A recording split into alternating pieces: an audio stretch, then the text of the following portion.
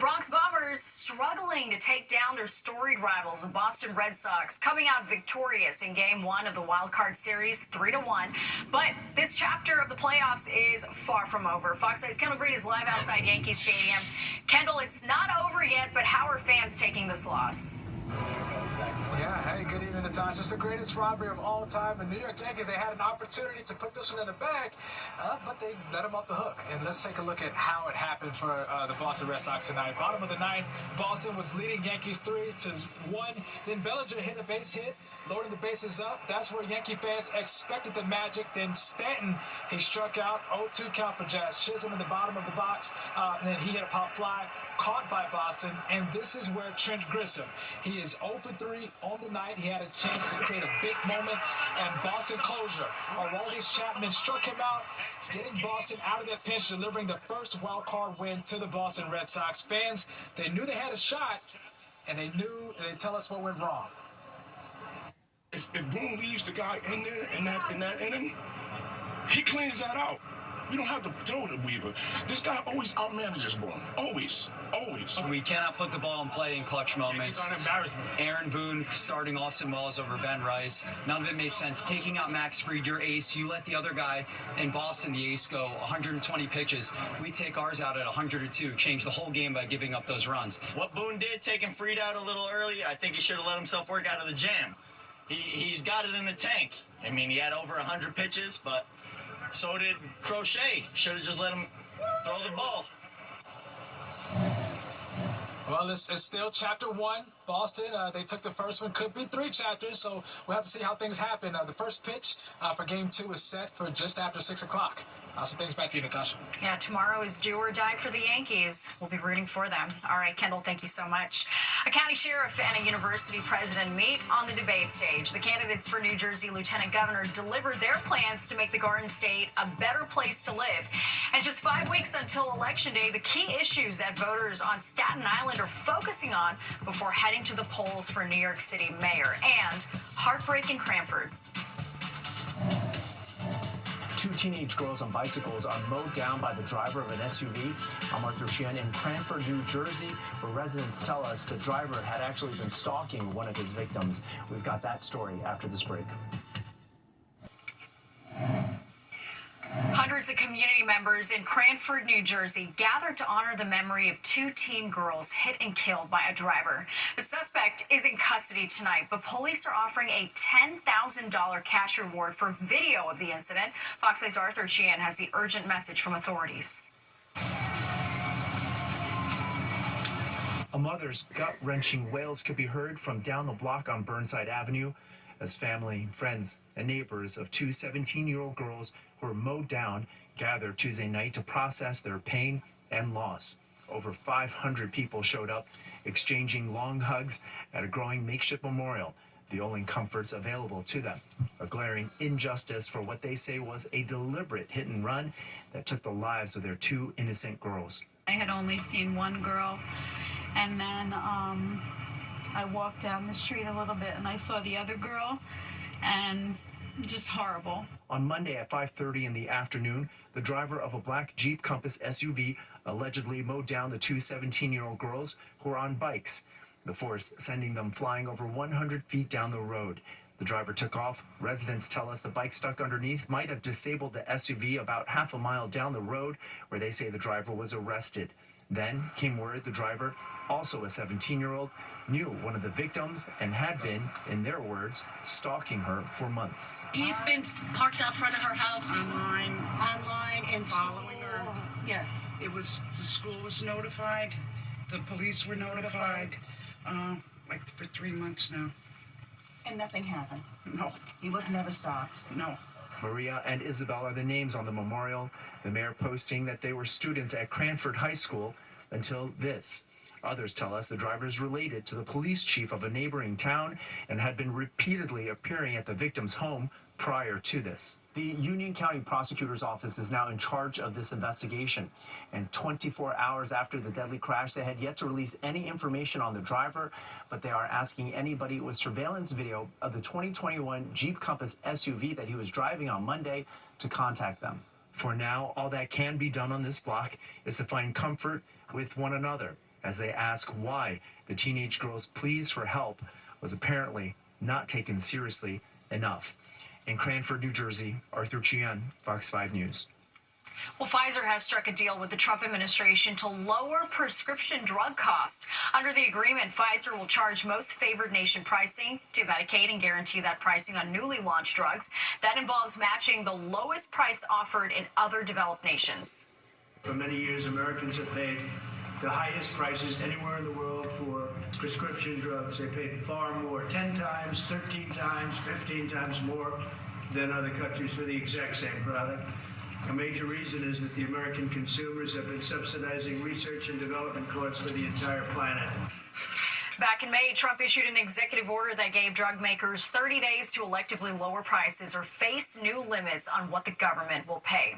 A federal judge temporarily blocks the Trump administration from cutting $233 million in counterterrorism grant funds for Democratic-led states, including here in New York. New York joined 11 other states in suing to stop the Department of Homeland Security from cutting the funding. The suit claims that President Trump was retaliating against Democratic-led states by redirecting funding away from them just as the fiscal year ends. And in a statement, Governor Hochul said, quote, a Republican administration literally defunding the police is the height of hypocrisy and walking away from the fight against terrorism, and the #1 terrorist target in America is utterly shocking.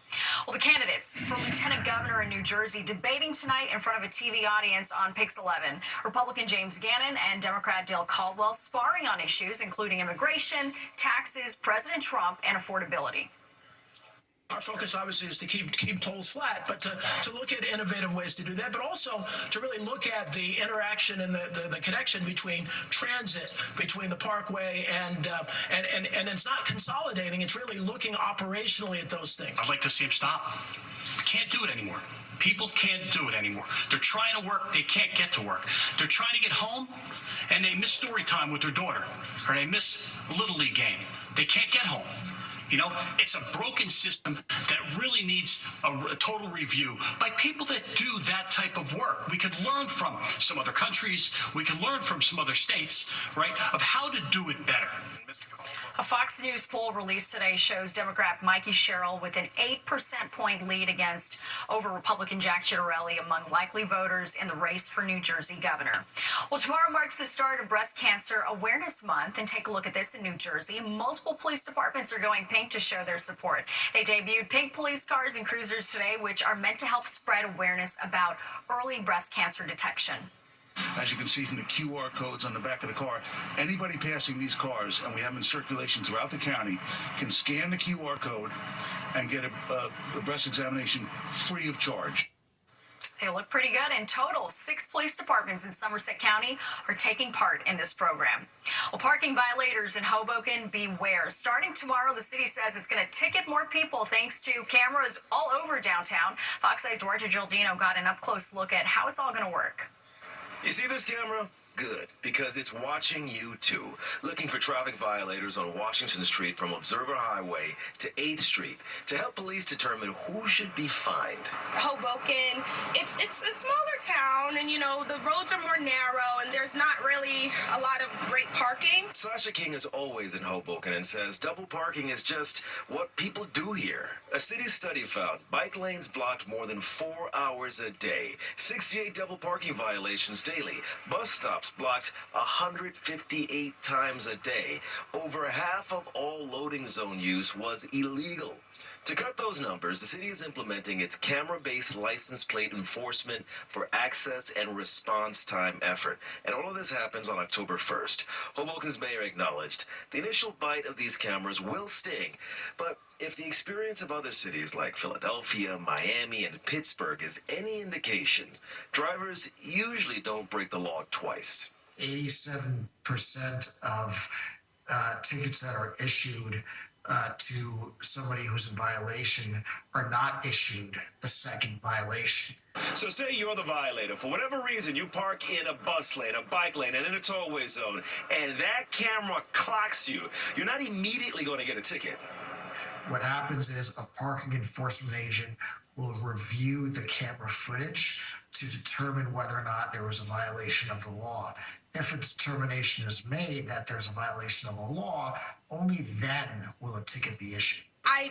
most empathy for people who are doing like Uber Eats, DoorDash, because that type of job, it's in and out. You want to be able to run into the place and run out, and it's really difficult finding parking. Enforcement starts on October 1st in Hoboken. Duarte Geraldino, Fox 5 News. Well, hope you enjoy those summer-like temperatures because a cool down is on the way. Nick is at the weather map tracking your forecast. And 2 storms bashing parts of the Caribbean with high surf already being felt along the U.S. East Coast. Plus, more traffic on the LIE, a popular perk that lets EV drivers cruise past traffic in the HOV could soon disappear, and what that's going to mean for your commute.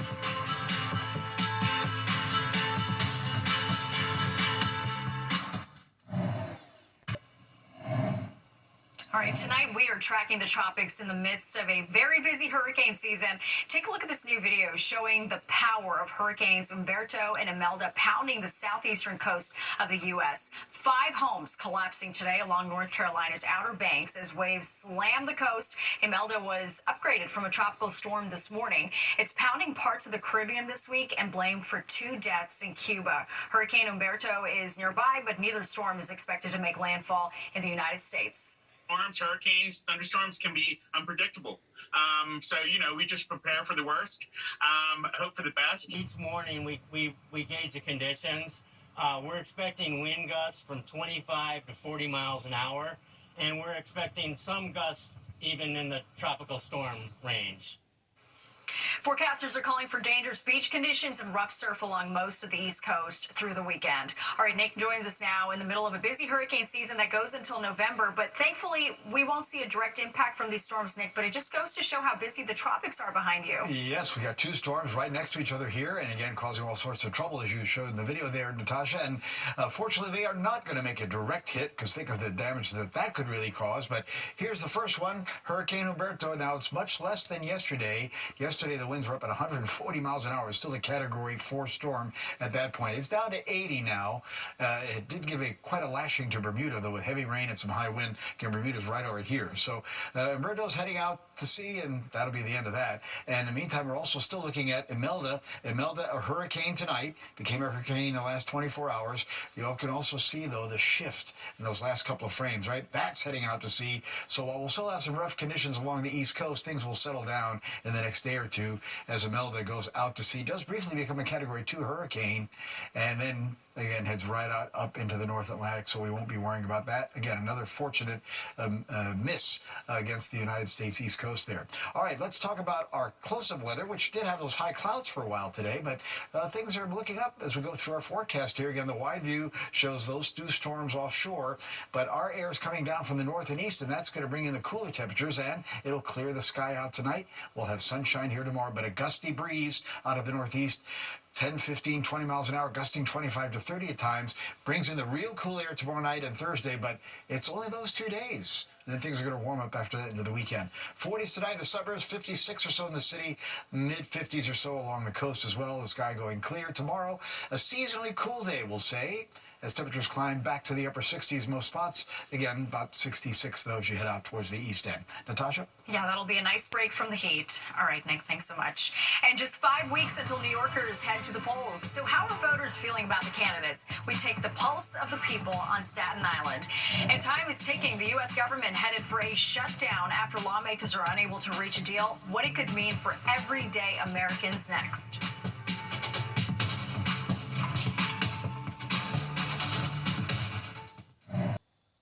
You're watching the 10 o'clock news.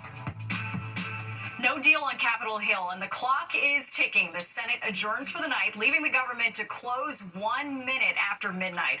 Welcome back. I'm Natasha Verma. Steve has the night off. Emotions are high, and Democrats and Republicans in Congress are no closer to reaching a deal to keep the U.S. government open. Both parties refusing to budge from their positions in compromise. Lawmakers will return tomorrow in an attempt to work out a deal. And Fox 5's Linda Schmidt is live with me in the studio with all those details. Linda. Yeah, an hour and a half to go, and it looks like we are definitely heading to a federal government shutdown. It's midnight, it's just an hour and a half away, and it has the potential to affect hundreds of thousands of federal workers. Now, let's go ahead and take a look at the Senate votes earlier tonight that are pushing the government toward a shutdown. Now, the Senate voted again on the Republican spending bill, which once again got shut down. The Democrats' bill was also voted down. Senate Democrats are refusing to sign on to a Republican bill that would fund the federal government until November 21st. Now, Democrats want the Medicaid cuts reversed that passed over the summer in President Trump's mega bill. The Dems also want health care tax credits extended for low and middle income people. The Republicans have said no to both. In the meantime, the White House Budget Office has already ordered federal agencies to begin implementing their shutdown plans. So this thing is moving forward. Yeah, it's happening. So can Americans expect to feel any immediate impacts from this shutdown? Well, you know, it's interesting. I spoke with an expert yesterday, and he said no. He said most people are not going to have any type of feeling or impact from this in the first, say, week, 2, maybe even 3 weeks. But if it gets beyond that and it gets into many weeks or even months, like it did back in 2018, that the average American will start to feel something. But the good news is the Senate is reconvening again tomorrow at 10 o'clock in the morning, so more than likely they will be voting on those bills again. We'll see if they make any progress. All right, we'll be watching. Linda, thank you so much. You bet. Well, a second detainee who was shot during an attack at an ICE facility in Dallas, Texas last week has died. The man's family says he was removed from life support. Officials say the gunman fired shots from a nearby rooftop at the ICE facility, saying that he hated the U.S. government and wanted to target federal agents. He then shot and killed himself. ICE employees were not hurt in the attack. One other detainee was also killed. A civilian employee of the federal government in custody tonight, accused of lying about an active shooter at Joint Base McGuire. The hoax prompted a lockdown for about an hour, which was lifted just before noon. The acting U.S. attorney for New Jersey called it a senseless act of fear-mongering. Starting tomorrow, New York households enrolled in SNAP will see bigger monthly benefits. The increases range from $6 to $19 more per household, depending on the size. A family of 4 will now receive up to $994 per month. The adjustments are based off of the USDA Thrifty Food Plan, which tracks prices and inflation. Now to the race for New York City Mayor. All 3 candidates hitting the campaign trail today. Democratic frontrunner Zohran Mamdani says he's focusing on scooping up Eric Adams voters after the mayor announced he would drop out of the race. But Mamdani accused independent candidate Andrew Cuomo of being more concerned with the current mayor's donors. Mamdani then accused Cuomo of accepting millions in donations from supporters of President Trump. New York City deserves better than yet another mayor bought by billionaires. Deserves better than someone who would rather spend time in a private club than out here with the public. And sometimes it feels as if this city was only built for those who can afford to even conceive of buying an election. Mamdani also said that a Cuomo win in the mayoral race would be a win for President Trump. Cuomo, meanwhile, holding an event near NYPD headquarters, reacting to comments made by Mamdani against New York's finest, including past calls to defund the department. He says Mamdani doesn't respect the men and women who keep the city safe. Mr. Mamdani has shown total disregard and disdain for the NYPD. He is a member of an organization called the Democratic Socialists of America, USA. They have the position currently to abolish jails. They would disband, defund the police. The former governor also knocked Mamdani for telling the New York Times he'd apologize to the NYPD for past comments, but Cuomo says so far he has not done so. And Republican candidate Curtis Sliwa speaking at a rally opposing the 2025 Charter Revision Commission proposals. They include an affordable housing fast track, even-year elections, and expedited land use reviews for smaller housing developments. And once again, despite polling third, he repeated that he's not going anywhere. I'm not dropping out. Every hour, I go 20 hours a day, 20 hours a day campaigning in the streets. Let me tell Andy Cuomo to come off his high chair and actually come out into the streets and campaign with the people. And with Election Day just 5 weeks away, Fox 5 is asking voters which issues matter the most. On Monday, we were in Queens, and tonight Sharon Crowley took that question to Staten Island. We wanted to get a sense of how Staten Island voters are feeling, so where better than to try to find out than to come, of course, to the Staten Island Ferry. Staten Island residents have plenty of opinions, as you might imagine, about how they would like to see this borough improved and what issues they would like to see the next mayor prioritize. Making the city more affordable and reducing crime here and around the 5 boroughs tops the wish list. I think top of the list is affordable housing. Yeah. How come? Well, because the city is becoming increasingly accessible only to people who have good incomes. They will have to realize that whenever they ride in the bus or in the train, they will have to pay the fare. And you want the next mayor to make sure that happens? Please, yeah. It's not safe. Literally, it's not safe. You can stand here, there could be some individual who just might want to be a nut and take somebody's life. So they don't put the people where they belong. And somebody has to step forward and do it. Safety, that's a very big issue because there's a lot of crime. That's very frightening. So I would say mostly safety for me. That's the number one. Yeah, for me, yes. Many of the voters that I talked to still haven't even decided who they want to be the next mayor. But one thing they are certain about, the issues that matter to them, and that includes improving the quality of life here in Staten Island and around the city. In Staten Island, I'm Sharon Crowley, Fox 5 News. And for continuing coverage of the mayor's race, we invite you to tune into Battleground NYC, the Fight for Your Vote, hosted by SC Cup. You can catch that weeknights at 7 p.m. on Fox Local and at 11 p.m. on Fox 5 right after the 10 o'clock news. We'll add some extra time to your commute on the Long Island Expressway. Why a program for EV drivers that's set to expire could put traffic back in the slow lane. And consumer confidence falling to a 5-month low. What's fueling the grim economic outlook?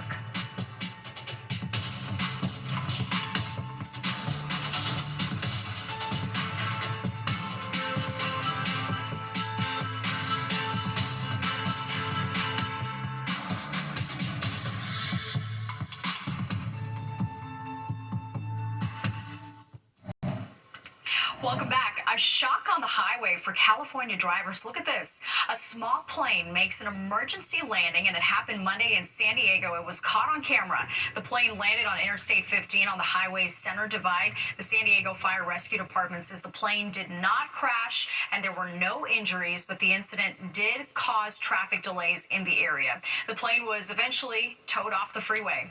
And U.S. consumer confidence dropping yet again in September. The nonpartisan conference board says its consumer confidence index fell by 3.6 points in September. That's a bigger drop than they expected, and the lowest reading since April when President Trump rolled out his sweeping tariff policy. Get ready to move over. Single occupant drivers and EVs will no longer be able to ride in the HOV lane after the Trump administration killed the Clean Pass program. Fox 8 Jody Goldberg is near the Long Island Expressway with disappointed drivers. Well, the Long Island Expressway behind me is essentially one of the busiest roadways in the tri-state area. We're talking about 200,000 cars a day. And for the past 2 decades, drivers with hybrid and electric cars enjoyed a perk which allowed them access to the HOV lane no matter how many people were in the car. But this time now a reminder, today is the last day for that fast lane privilege. Congress didn't reauthorize the program, which means more than 50,000 cars with registered Clean Pass stickers on Long Island alone will have to merge back into the regular lanes unless they carpool with 2 or more people.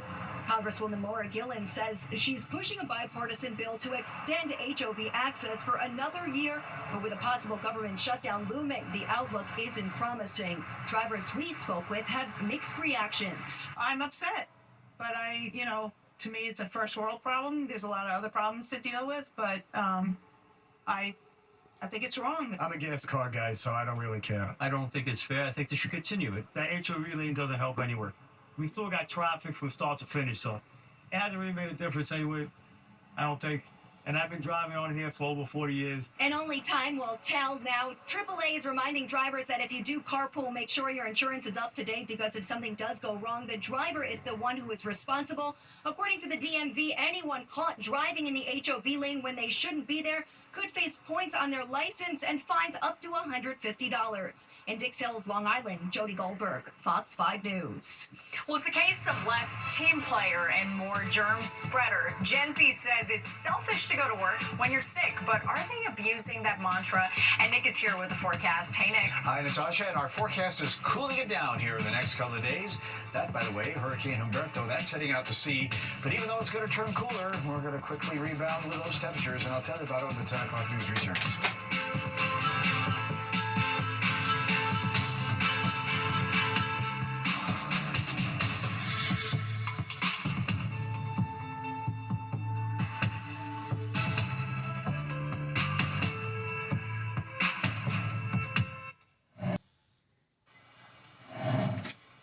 The days of coughing your way through a staff meeting are apparently over, according to Gen Zers. A study shows that the generation thinks going to work sick is actually selfish. But can you say the same for those who just need a day? Fox 8 Jessica Formoso is asking New Yorkers. Showing up to work sick is a big no-no for Gen Zers. I also think people around you would be upset if you came in and you're sick and getting everyone else sick. Yeah. So yeah, probably stay in. What are your thoughts about going to work sick?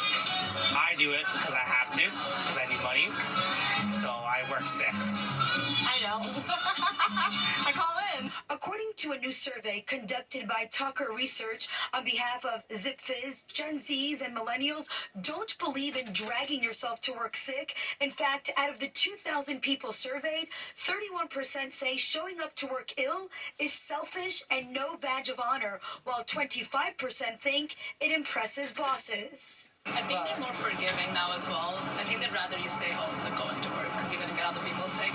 Especially post-COVID, everyone's a little wary. So I've never felt scared of calling in sick because I think it's very understanding. Now everybody, everything's an illness and everybody's sick, We basically, we got a cup, we rub dirt on it. Greg Giangrande, Human Resources and Communications Leader, says not only did the once celebrated act of powering through shift during COVID, it's also generational. So there's just a greater awareness of spreading germs and how it could impact other people. So that's one of the things. But the other change post-COVID is that workplaces are more remote now. So Gen Z is growing up and entering the workforce where they don't feel as connected to their employer because so many of them are working remotely, either full-time or part-time. And so when you don't feel as connected, you don't necessarily feel as motivated to power through or feel the pressure to show up. Do you think it's selfish to call out sick when you're not sick and have your colleagues pick up your slack? Probably.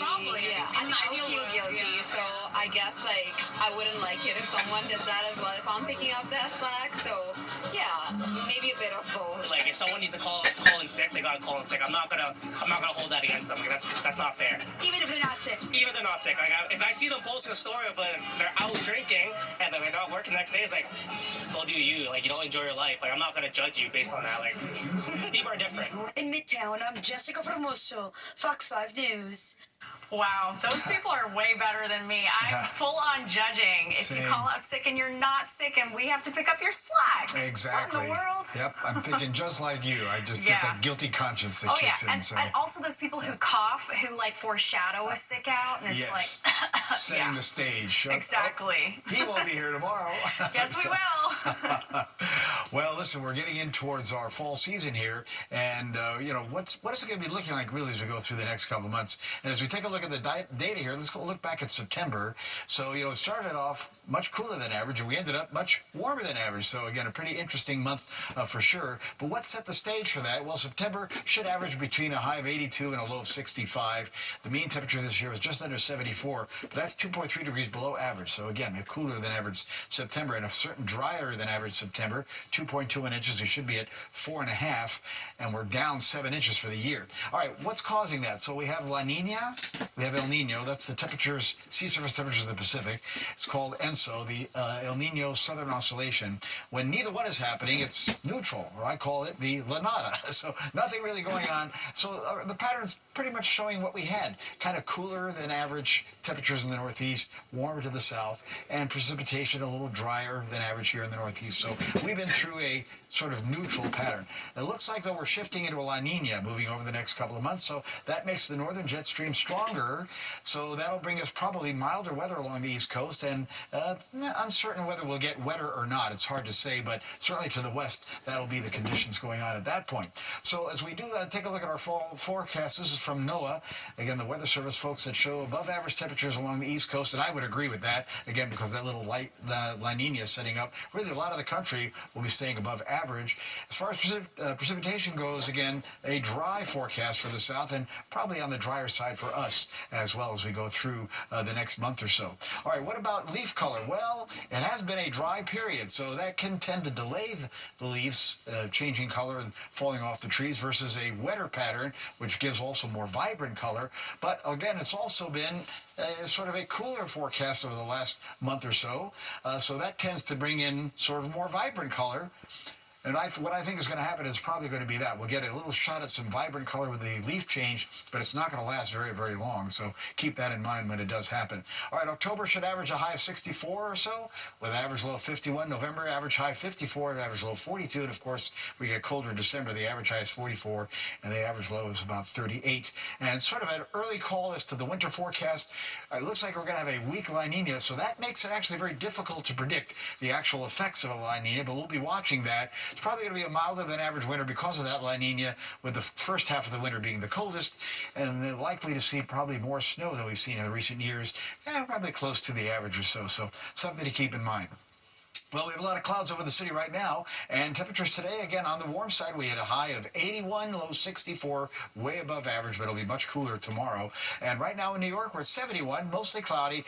Wind still not quite picking up yet out of the northeast, but it will, and that temperature will be in the 50s tomorrow morning. Pressure's rising. There's a good weather sign. We're in the 60s north of town, heading off towards eastern Pennsylvania, out across the island. Still 72 as you get to Newark, and there's the northeast wind. It is picking up in speed, though, again, at about 15, 25 miles per hour. And that gusty wind will continue on in through tomorrow. All right, look at this. Summer weather again, 80 degrees or greater, Poughkeepsie to the city, down to Newark, mostly in the northeast, also quite warm, although it's cooling down now. 80 in Concord, New Hampshire today, 70s to Washington, D.C., and it was nice and warm all the way back again across the Ohio Valley, Chicago, 82, Nashville at 88. Close-up satellite views, still some of those high clouds in the sky, but they're going to go away as these systems move out to sea, both Humberto and Imelda, and so we'll be getting into a dry pattern as high pressure builds on down right from eastern Canada. That northeast wind, though, is going to start cooling us down overnight. We go down to the 50s to 40s in the suburbs, mid-50s in the city. We only get back to the upper 60s as we head into tomorrow again with that strong and gusty wind. 56 in town tonight, 68 tomorrow, windy but sunny. Look at Thursday, 65, 51 in the morning, 30s in the morning on Thursday in the suburbs. But back to 73 Friday. Look at the weekend. We're back up to or greater than 80 degrees. Saturday, Sunday, Monday, probably lasting into Tuesday as well. Natasha? All right, Nick, thanks so much. Well, Nicole Kidman and Keith Urban are getting a divorce after 19 years of marriage. Kidman filed for the divorce in a Nashville, Tennessee court, stating irreconcilable differences. The Oscar-winning actress and Grammy-winning country singer, both Australian, have 2 teenage daughters together. TMZ reports that the couple has been living apart since the start of summer, with Urban living at his own place in Nashville. Well, a group of officers are serving New Jersey in more than one way. Officers in Deptford are going viral for their looks, how they're taking in all that online love next.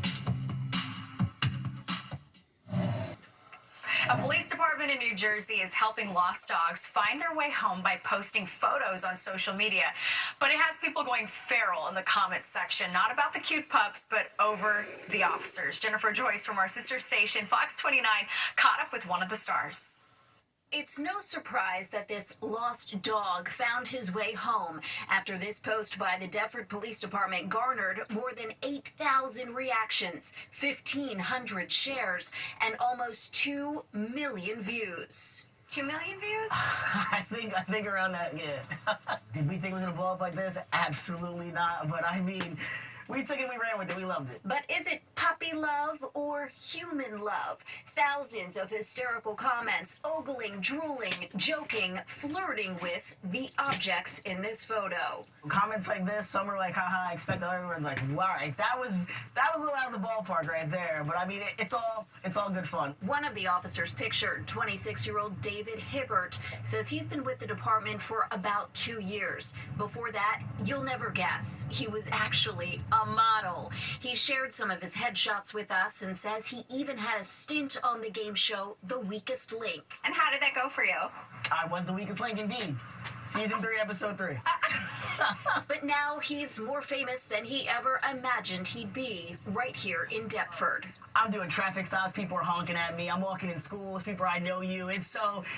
I can't walk around Deptford now without somebody being like, hey, I saw you on Facebook, or hey, I saw you over here. And he's not the only one. This post was one of 3 recent lost dog posts featuring several Deptford police officers, each one maxing out the engagement meter. We've got messages from all over the country when folks were just sending in pictures of their dogs. And, you know, a lot of folks were like, hey, I think my dog's lost. If the officers are available to come search, you know, where they live. There was so much engagement with that. And let's be honest, a lot of the engagement was with, you know, nice young females. Sergeant Robert Jones, the department's public information officer and also the man behind their social media presence, says the positive attention has been fun for the officers. It's also highly beneficial, forging a connection with the community they serve in such a fun, lighthearted way. We really appreciate the community engagement on the Facebook post. Like I said, we get a good laugh out of it. The public gets a good laugh out of it. It really brings us together and everything. So we encourage you to keep it up. Keep it coming. So here's some follow-up information for you.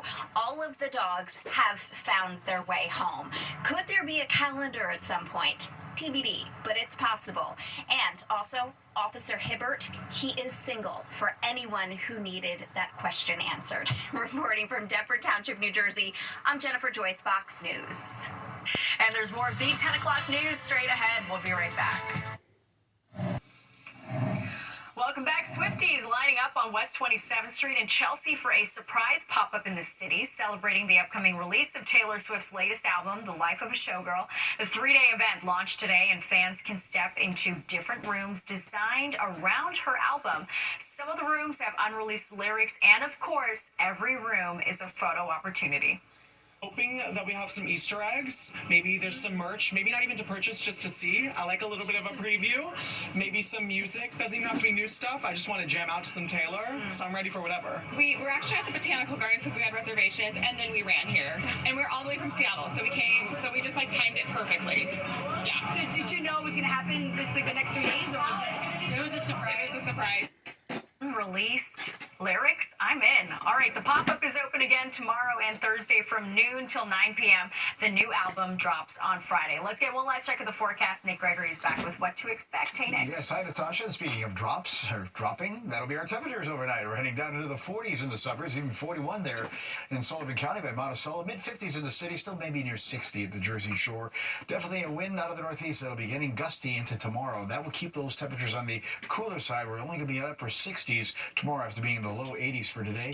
Then you'll see in the 7-day, it'll be a cool Thursday, 51 to start, 30s in the suburbs, 65 in the afternoon, but nice recovery. Back to 73 Friday. We're up close to 80, or we're over it as we go through Saturday, Sunday, even Monday, and probably Tuesday as well. Natasha? Wow, look at all that sunshine. Gorgeous stretch. All right, Nick, thanks so much. And don't go anywhere. Battleground NYC, the fight for your vote is next at 11 with host SE Cup. And then stick around for Goodnight New York with Crystal Young and Ryan Christopher at 11:30. That does it for us tonight. If you've missed any part of the 10 o'clock news, you can always catch an encore on our free streaming app, Fox Local, where you can stream our newscasts anytime. Have a great night. I'll see you tomorrow.